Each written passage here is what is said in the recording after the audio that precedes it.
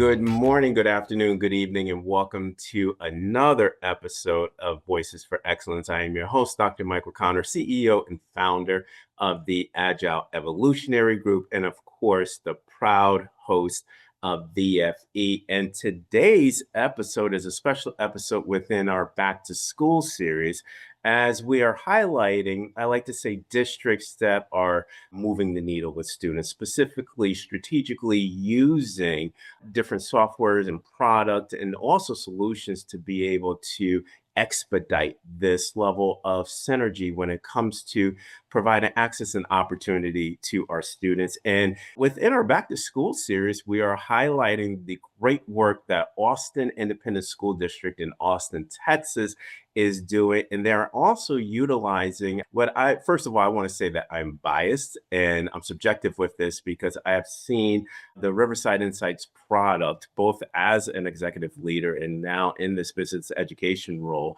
how they are impacting student lives across the country, across the globe, we should say, from this aspect of moving away from looking at specific, I like to say, linear metrics or measures of achievement, where now we're broadening it out to looking at students from an ability and a strength-based measure. So we're going to be talking about how Austin Independent School District has underscored the CogAT to provide opportunity and access and really have a deep thought leadership discussion with two of the individuals that are leading this within Austin Independent School District. I'd like to introduce Mr. Cody Pruitt. I've been talking to Cody for a while. We actually had, I like to say, an unofficial podcast episode with a conversation that we had, just understanding and underscoring the CogAT. And we're going to get deeper in that with the CogAT and how that was utilized within Austin Independent School District. But Cody Pruitt is the Advanced Academic Coordinator for Advanced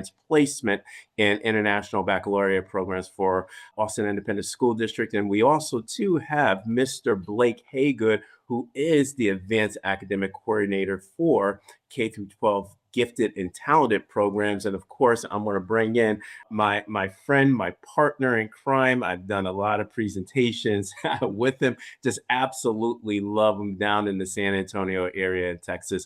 Tony Castilleja, who is the Senior Strategic Partnership Manager for Riverside Insights. So Cody, Blake, Tony, welcome to Voices for Excellence within our Back to School series. Wanted to highlight this work because not only I want to just be able to talk about how we can utilize or how do you utilize CogAT in this tool, but we're also going to talk about the impact as well with regards to your students. But Cody and Blake, welcome to VFE. Tony, of course, good to see you, my friend, and welcome to VFE. Great to see you, Michael.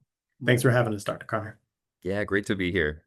Absolutely. So Cody, Blake, and Tony, I just want to let you know there really isn't a structure to this, right? So this is kind of like a free-flowing conversation. I know when people see podcasts, they figure there's all this structure, but no, just imagine that we're sitting outside of the Riverwalk. We're going to go to Riverwalk for San Antonio because of Tony, or somewhere downtown in Austin, Texas. We're just sitting outside enjoying the weather, not now in Texas because I know it's about 90 degrees and the humidity is crazy, but like a December conversation, January conversation outside amongst friends, amongst colleagues, having a cup of coffee. So are we ready for this podcast recording? Absolutely. Yeah. Cody and Blake, I want to start out with a fun question with you, okay? And this is pertaining to, a song that describes your impact in the education ecosystem, specifically in Austin Independent School District. But for leaders that do not know Austin Independent School District, the initiatives, the innovative practices and systems that you are employing specifically now for our conversation with regards to underscoring the CogAT within your various departments. But for my audience that do not know Austin Independent School District and you, Cody and Blake, what song describes the work that is being underscored to impact student outcomes for all? And Cody or Blake, whoever can go first. Okay, well, yeah, I'll go ahead and go first. Michael, I love this question. I actually came to Austin for the live music about 20 years ago. So yeah, I think this is a great way to start. So there was an all-woman country supergroup a couple of years ago called the High Woman. It was a play on the Highwaymen, and they had a song called Crowded Table. And the hook was, I want to dine at a crowded table. You've got so many friends and family members that you really care about and want to, commune with that you're running out of space. And I think the best thing that we can do for students at any level is give them the burden of too many options. And I think Austin ISD is very good at giving that to students. There's options at different campuses, different grades for them to challenge themselves at different ways and have different avenues of success, and to bring as many students as possible to a crowded table that everyone wants to be at to help each other grow and learn from each other. Yeah, great. Blake, do you have a song? I have watched a couple of your episodes, so I was a little prepared. But then in terms of what Austin ISD is doing currently, all I could think was I recently heard Stevie Wonder's Pastime Paradise for the first time just a few months ago. And I mean, of course, like it's been sampled so many times, but yeah, I had no idea. It just blew me away. But it really hit for me because Austin ISD values all the students in spite of political barriers, financial barriers, and all the educators that we work with here in Austin keep pushing for that future paradise that Stevie sings about. In spite of huge challenges, Austin has a history of segregation that's, it's been trying to dig itself out of since the late 20s. Just either side of 35, there have been a lot of issues there. And then political things, of course, I don't really need to get into, I'm sure. But aside from that, we lose 3 times more to recapture than Houston ISD. So, we've paid back around $8 billion to the state since 2000. And, I think last year it was estimated something like $800 million that had to get sent back to recapture. So, in spite of these barriers and forces trying to pull us back into that pastime paradise, quote unquote, looking for excellence in our kids like this is a way to push back. Yeah, and Blake and Cody, and what I'm doing is essentially interfacing the themes from both of your responses. And Cody, when we talk about crowded table with options and presenting challenges and individual success, I think that it becomes an essential imperative, or I like to say an educational imperative, when we look at the context now of providing options, individual options, so that students can define individual success.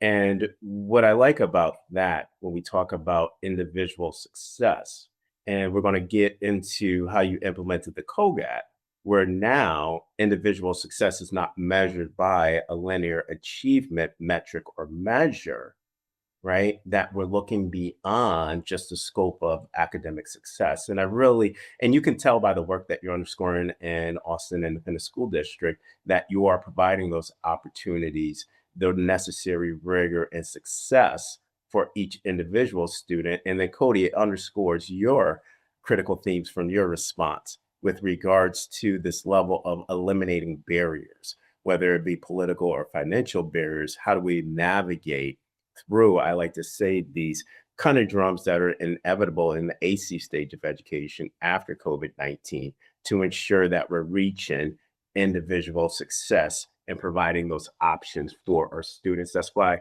I wanted to have you on VFB to be able to talk about this, because again, Blake and Cody, you've done some, I've heard the success stories, saw the metrics. Tony has shared them with me.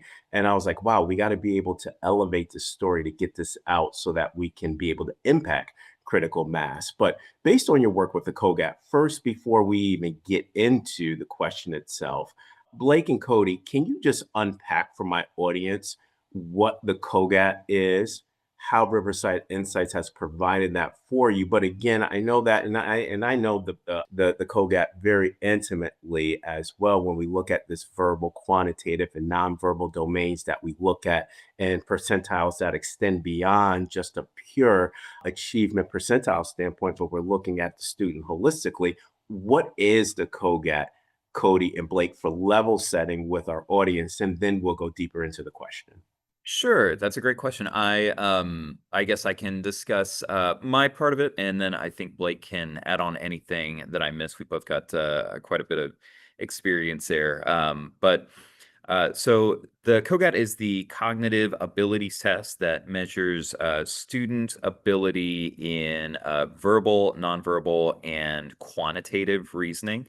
And I think one of the key elements of the CogAT, as I understand it, is to be subject and content agnostic as much as possible to really measure a student's ability to problem solve, to make connections in this content, regardless of what they've been exposed to at school, at home, and really just measuring their innate abilities as much as possible against students of their age and grade range. And a lot of times that has been used, especially in the state of Texas, to identify students with the potential for giftedness.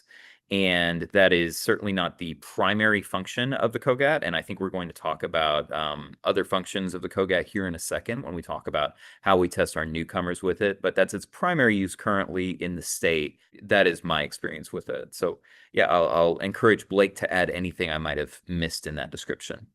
Yeah, I can add to it just from the GT perspective. It is a low-cost solution for helping identify GT students in public education.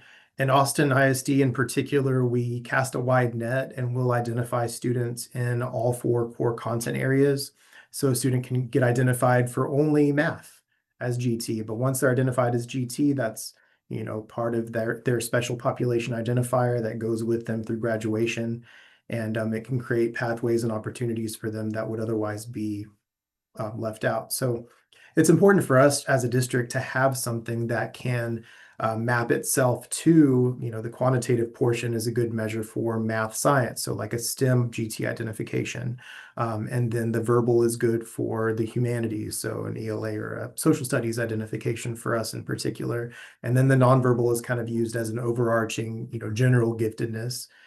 That can add to that measure as well. So we're basically able to take this one test and pull all of its respective components out to get a very individualized idea of what that gifted student's abilities look like.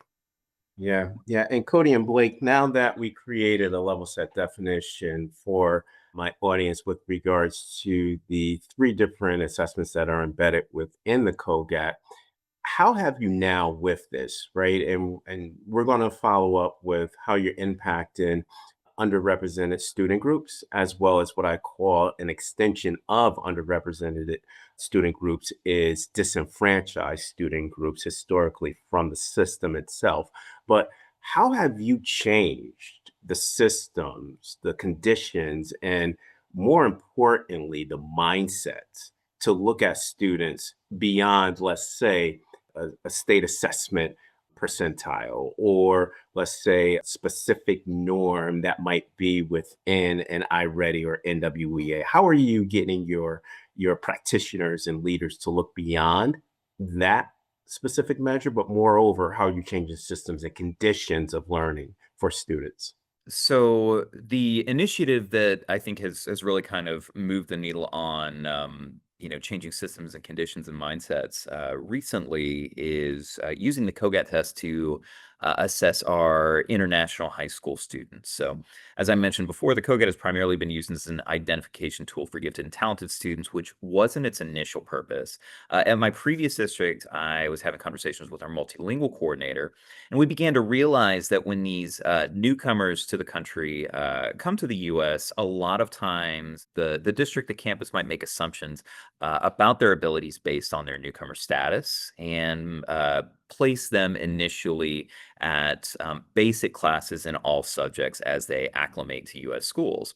So our conversation became, what if we use that cognitive abilities test minus the verbal section because that's offered in English to learn more about their ability levels and place them in courses more appropriate to their levels of ability instead of assuming that ability based on wherever they were coming from. And so Tony spread that conversation to Austin ISD. And in that time, I got a job with Austin ISD. So when I came over here, essentially they said, hey, that work that you were doing over there is now happening over here. So that's when Blake and I were able to just continue that initiative pretty seamlessly. And we tested the students at International High School using the CogAT exam. And I think more than changing the mindset of teachers or administrators, what it really did was change the mindset of the students themselves. Because the teachers and the counselors were excited, they were grateful that we were there, and they knew and saw that potential. But sharing that with students is that they kind of showed that academic ability and that potential beyond their age was really surprising to them. And one of the students that we talked about, this student scored very squarely in the GT range and was, I think, the second highest general scorer of all of the students that we tested. And that student's plans after sophomore year, after finishing at International High School, were to drop out and to join the workforce so that they could support their family. And while Blake and I aren't in a position to counsel that student directly, we could give that information to his teachers, to his counselors, to say, hey, there is a ton of academic potential that you might not have been aware of, and hopefully have those conversations that change a student's trajectory and how they see themselves and their place in our schools. That's absolutely phenomenal, Cody, because when you think about it, and I always say this, you breathe confidence in a kid, the sky's the limit, right? And when you have a confident kid, their approach to engage in, I like to say, intentional rigor, intentional critical thinking, and placing them based off of their strengths, not just purely a metric or a benchmark cut score. And that changes the conversation, right? And when we think about it, changes the conversation amongst whether it be practitioners or leaders. Now the conversation is focused on the actual ability of the student and the potential. That right there is, I like to say this, Cody and Blake, is a radical culture shift, right? But when you think about this, we still have the achievement norms, achievement benchmarks that, whether it be state guidelines we have to be able to meet, or whether it be internal norms based off of our normative reference assessments that we're administering within their multiple measures, right? Using multiple measures within this, I like to say, statistical conglomerate to look at students to put them on that pathway of success, as you talked about, Cody and Blake, at the outset, right?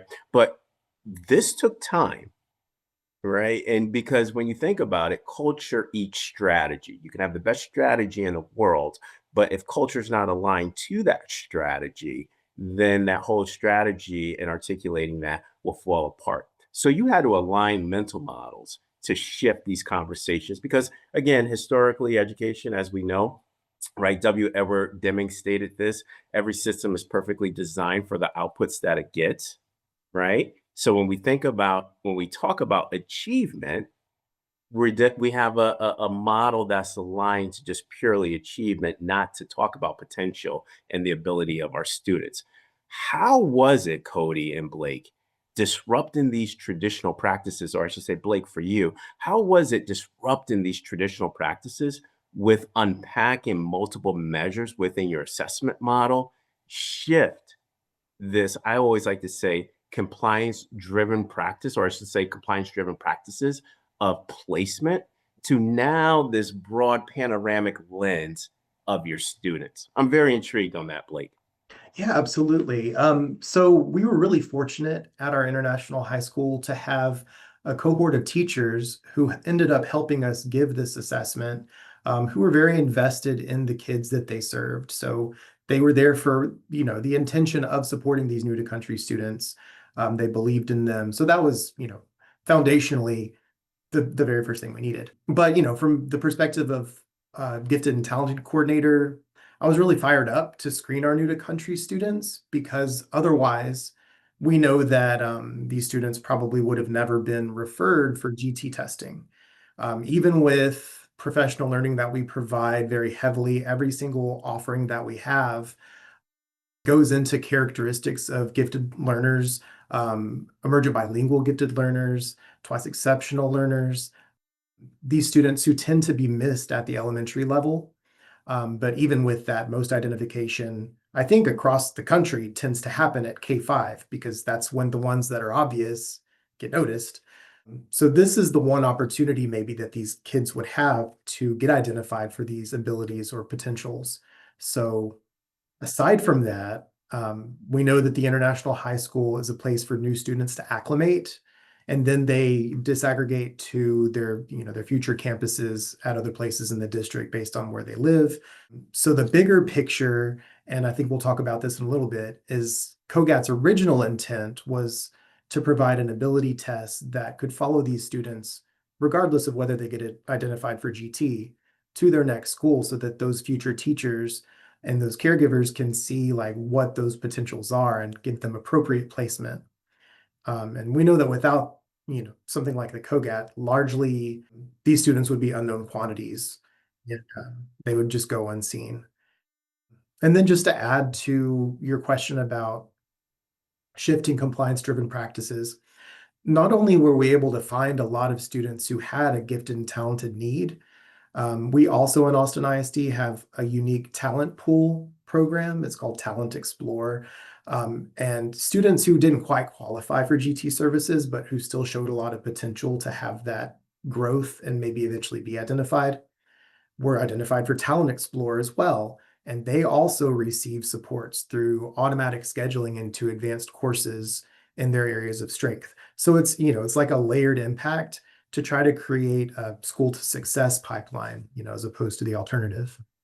Yeah, yeah, and Blake and Cody, I have a sub question, and this is more getting down to kind of like a degree of a sentiment analysis, or even to the level of a sensitivity analysis right here. Cody, this sub question is for you, just based off of Blake's question response. I apologize, and then Blake, I want to get back to you. Can you define, Cody, define access in the context of AP, Advanced Placement, and International Baccalaureate, IB, specifically for underrepresented students or underrepresented populations in the ecosystem? And I want to extend it to disenfranchised student groups and populations in the education ecosystem, but specifically for Austin ISD. How do you define access with AP and IB with these two student segments? And Blake, the question is going to come to you, so you might as well just listen to Cody first, okay?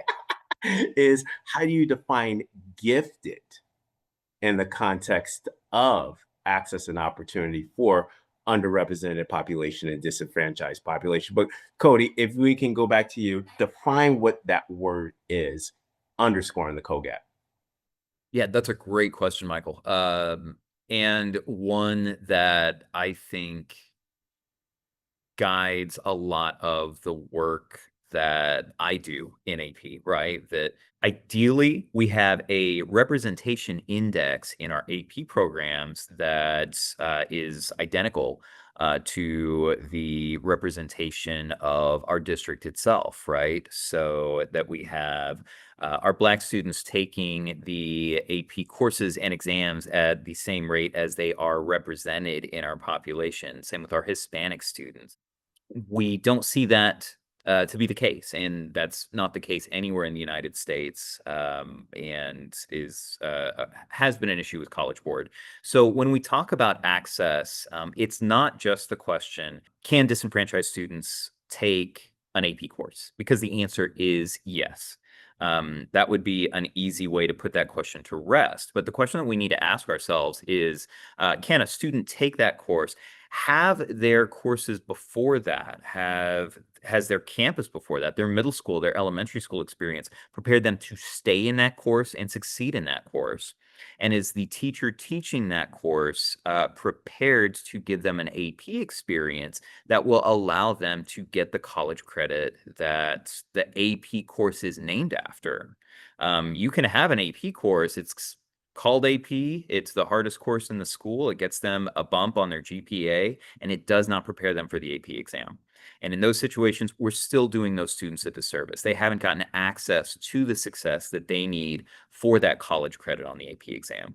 So access to me looks like all of those things. Not only are students taking those courses, but have they been prepared for those courses?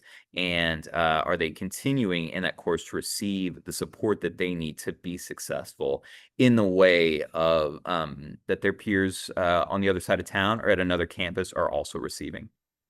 Great answer. Blake, if you want to follow up with that as well, really love that because, and my rationale, Blake and Cody, for asking this question is because a student like me, I had to fight for access. My mother had to fight for access for rigor, for AP, to be able to be a part of some of these specific programs where this is the antithesis of my personal experience, where now we're seeing system structures, stakeholders, leaders facilitating access and opportunity where it wasn't there for me. So Blake, go right ahead with that because Blake, I'm going to be honest with you, and this is great to hear this. I always challenge the word gifted because I always say that every single student is gifted in their own individual way. Hence why I'm such an advocate for the CogAT because it provides that potentiality and strength-based focus for students. And now we got this, we can provide this intentional chasm in our learning organizations to disrupt gifted for access and opportunity. But how do you define that specifically in Austin ISD? I know this is a sub question, but I really want to go deep into this. No, and I'm glad to go into it. Just real quick on what Cody was saying with AP and access, something that I really love about Austin ISD is that the only barrier to access to AP classes or advanced classes for any learner is the student's self-efficacy, the potential pathway that they have, and then any cultural barriers, cultural mind shifts that need to happen to help families realize that it is a viable option for their student. Whereas, in the past, those cultures may have been excluded from those types of courses. And Austin, it's totally inclusive. No one can be kept out of an AP class if they want to be in that class. And of course, from there, they still will take an AP test, and that is the determining factor whether they mastered the content or not. But there's no barrier to them being in the class. And that, kind of as a lead into your question about GT, I like to reflect on gifted and talented services as, it is a special population. And I know that Texas and a lot of other states are embracing the MTSS model, tiered supports for students with special needs. And GT is a neurodivergence. There is scientific proof that brains of gifted learners are different than the gen ed population. So just from a neurodivergent scientific standpoint, there are quantitative differences in the way that these kids think. But these students are represented proportionally across all populations. There's no evidence to say that, GT favors one group over another. So how do we combat that? We want to make sure that every campus has local norming. We want to make sure that all students are looked at based on their age, experience, and background in their environment, and not, the color of their skin as a determining factor of whether they have access to these services. So something like we did at the International High School allows those students who may normally have missed the opportunity to have access to these tests based solely on referrals to get in front of that test and then get a chance to bubble up and to show their abilities. And when we look at this test on the back end and the committee at the campus makes decisions for whether services are appropriate for the students, they're not in comparison to kids who have been in the country and who have spoken English all their lives. It's going to be in comparison to the kids who have that same background.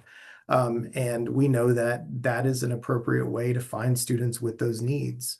So just going back to the question of giftedness as a definition, I personally don't like the term gifted myself as a definition for this neurodivergent tendency.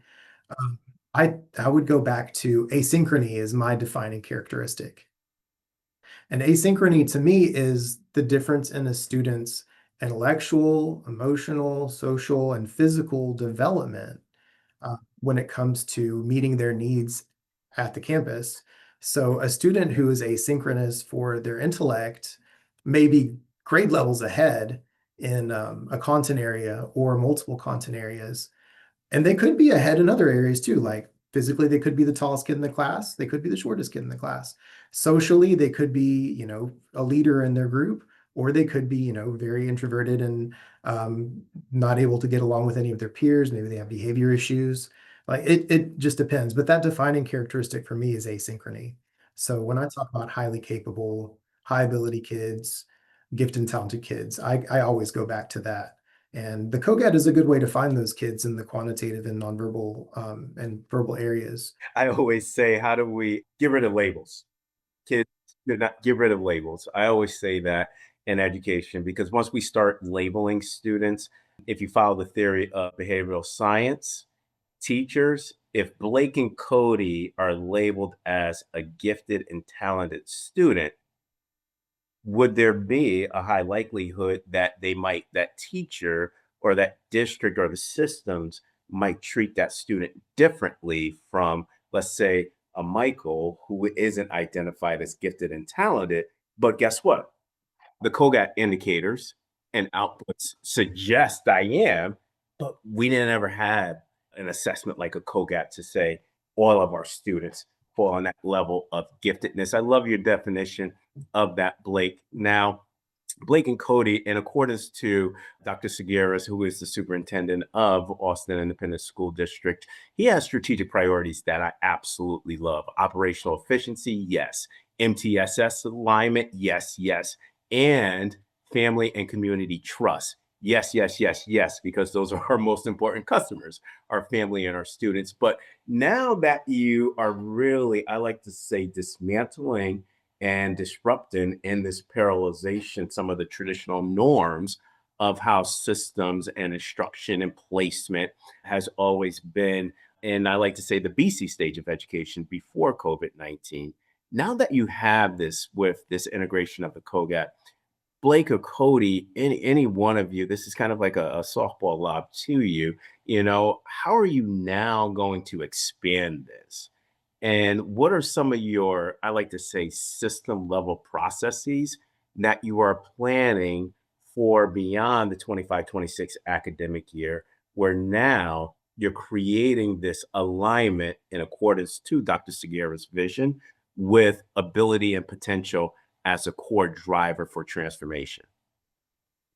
I really appreciate that you asked this question next because it kind of goes right off of what I was saying about MTSS as a support for these gifted learners who have a label that maybe they don't need. I would be happy if MTSS were fully embraced and we could see that tiered supports also impact students who are high ability as well as students with deficits. Unfortunately, the way that MTSS is often embraced is that it's deficit focused, and we want to bring these kids up to tier one is often the phrase that I hear. But we also have kids who really could access content, process products, and thrive in a learning environment at a higher tier in order to provide additional flexible pacing, depth, complexity to what they're learning.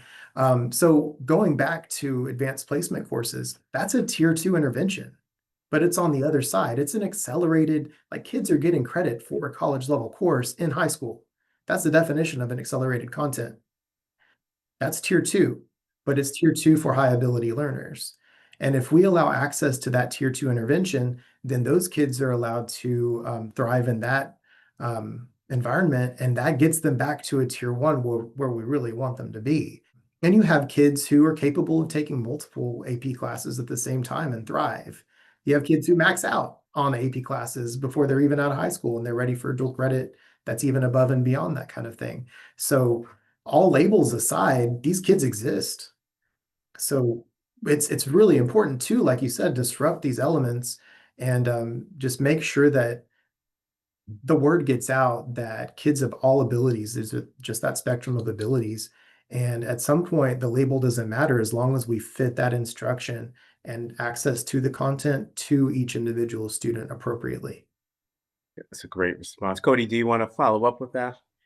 Sure. I think as you already talked about, giftedness itself is a problematic label for a real condition because it comes loaded with so many preconceived notions. When it comes to the concept of giftedness, we're pushing against some very old assumptions in American education about who is gifted and what it looks like.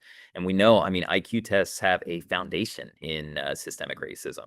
And the science and the philosophy of what giftedness is has come a long way, but public perception hasn't come as far as like what gifted kids look like, what kind of houses they come from. And then we're also more likely to have middle and upper class parents pushing for their students to be identified because they better understand the implications and potential benefits for their students. So we see an overrepresentation there as well. So one thing that we really try to do in Austin ISD is to expand the awareness of what giftedness looks like so that parents or the teachers, the people referring these students for the exams after that universal second grade screener, if maybe a student didn't take it, they have a better understanding of what it looks like in a multilingual student, what it looks like in a student with a learning disability, or what it looks like for a student who isn't coming from a college educated household that has, those executive functioning supports that just come naturally from students who have parents who went to college. So professional development for teachers and outreach sessions for parents are really crucial and something that we do in Austin ISD to change the paradigm in our district about what it looks like to be gifted and how that potential exists in all of our students in all of our communities. What I love about that, Cody, is that you have an actual tool, i.e., the CogAT in the data.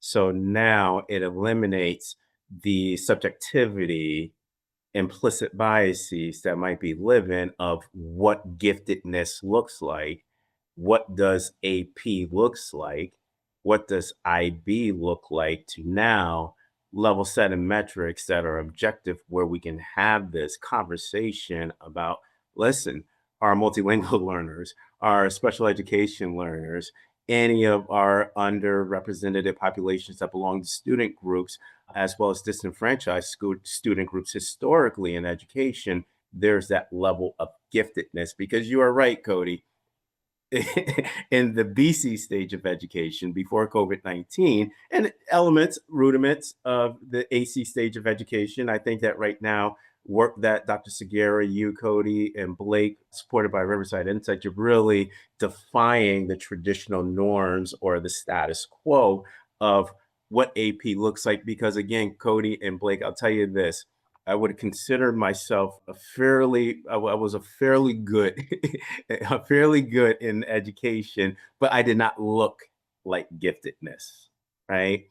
I came in with the baggy clothes. I came in with the Timberland boots. I came in with the high top fade. Yes, I'm giving my age, right? The high top fade.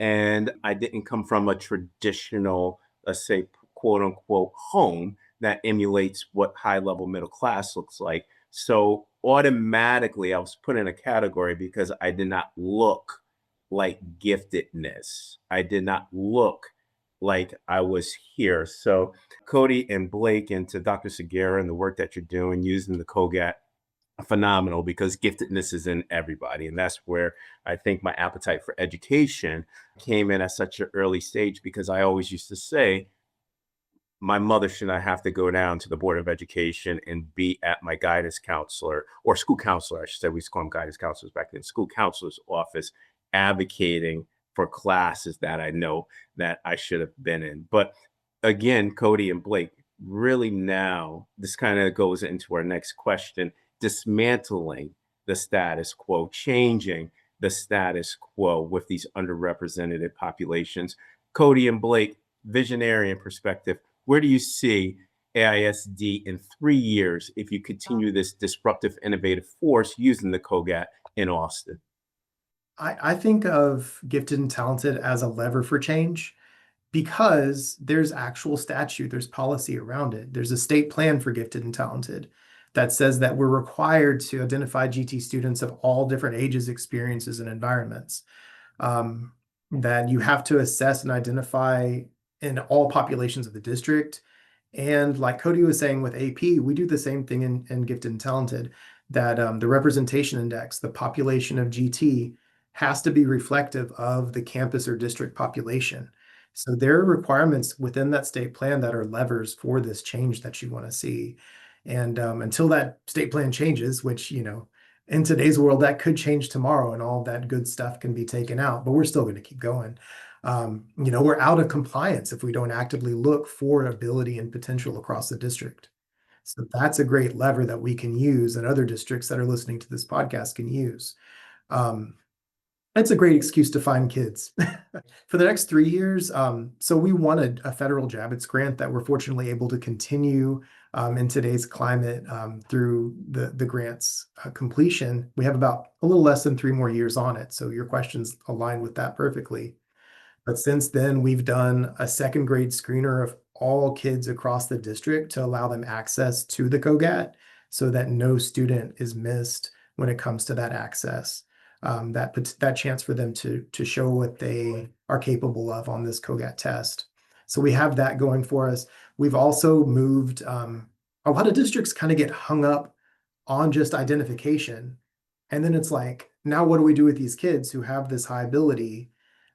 So we don't want to overemphasize identification. So we've also built a lot of professional learning structures in place for identifying students from these different backgrounds, experiences, different cultures, language, economic differences.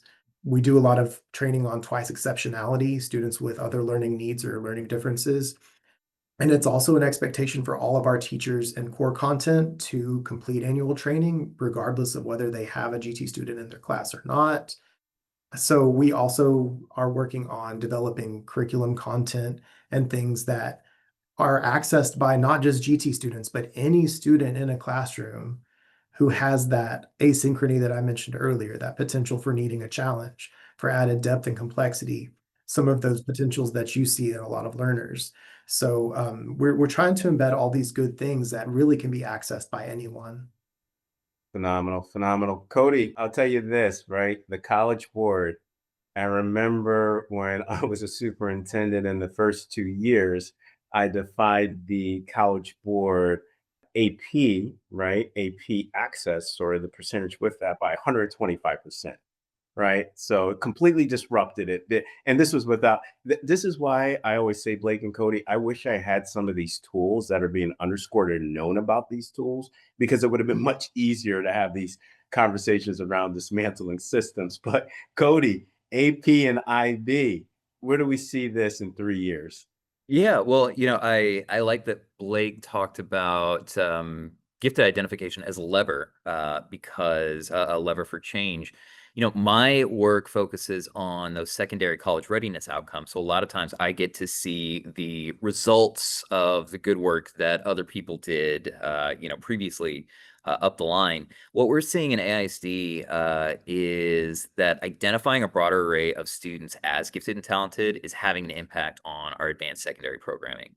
So, for example, last year when we got our score reports and our participation reports back, our AP exam participation rate increased 50% among our Black students against a total district rate of 14%. So serious gains in participation there. 20% more Hispanic students took the AP exams last year than the year before, and they had a 4% score increase, average passing rate. So when you're seeing both program expansion, but program success rates go up, a lot of things are going in the right direction. So we're making gains in places where students are traditionally underrepresented and less successful than their white peers. We're seeing those opportunity gaps close in Austin ISD faster than they're closing in other places. So in 3 years, I would love to see that trajectory not only continue to move in that direction, but to increase. Because we are getting better at making those identification choices, about informing our communities about what giftedness looks like, and then coaching those gifted students to challenge themselves to take those AP courses and to expand the program in communities and among students that it hasn't traditionally served. Phenomenal, Cody. And I'll tell you this, right? Hearing those specific metrics coming out of AISD is just absolutely phenomenal. And to underscore that too, Cody, I'll tell you this, Cody and Blake, even though we increased access to AP by 125%, the failure rate remained the same based off of the control group data. Exactly what Austin Independent School District is doing. Everybody is gifted if you provide them the opportunity, the access, the resources, and support. Cody and Blake, last question, and I can tell you guys are just like me. We like to talk, right? And this can be a 5-hour conversation, but I'm only going to limit you to 3 words. Okay. Now, people don't listen to me, but take this question as it is, Cody and Blake. What 3 words do you want today's audience to leave our podcast regarding AISD, the CogAT, potentiality, and ability for Generation Alpha and Generation Beta in the AC stage of education, which is after COVID-19? Well, based on what you were just saying, I was thinking, is that everyone? But I'm going to change that to let them try. Because if you don't give them the chance, then they're never going to show you. But if you just let them try, get out of their way, get society out of their way, get traditional culture, public education out of their way, they'll show you what's possible. It's kind of like the movie A Field of Dreams. If you build it, they will come. That's right. I got that feeling when you said let them try. That Field of Almost Dreams. like a challenge, right? Exactly. Let them try. That is, Cody, it's going to be hard to follow. Oh, that. I know. Blake called an audible, and yeah, now I don't know how to follow that up. But oh man, I want that to be our like believe or our every second counts. Now we need to put that up in the office, Blake. Let them try. That's great. No, okay. So I was gonna paraphrase Colin Seal with Think Law. He has the phrase potential is distributed equally, opportunity is not. So I think our charge then in 3 words is distribute opportunities equally. It's not distribute resources equally. It's not, give everybody the same thing, but it's distribute opportunities equally. And I think that's a core of the work that we do. And Colin is a great fraternity brother, a great alpha man. Love Colin. How you doing, good brother? Hope all is well. Hope you're listening. But let them try and distribute opportunity equally. Cody and Blake, thank you for coming on Voices for Excellence. I want to be able to turn it over to my friend really fast, Tony. Wow. I mean, I've heard high level, Tony, about the great success of Austin Independent School District. Tony, this conversation just got me jacked up. They're creating opportunity, they're saving lives, providing access. And I look at it from my lens, Tony, specifically from when through my K through 12 education trajectory. I wish I had a Tony, a CogAT, a Cody, a Blake, a Dr. Segura leading this, because I think access would have been a lot easier for me. But Tony, just really fast, the great work that Riverside Insights is doing across the country and internationally. I'll just close by saying we're extremely proud to partner with Austin ISD and the rewarding programs. They were doing outstanding work. So I feel very rewarded to work alongside Cody, Blake, and the entire Austin ISD team.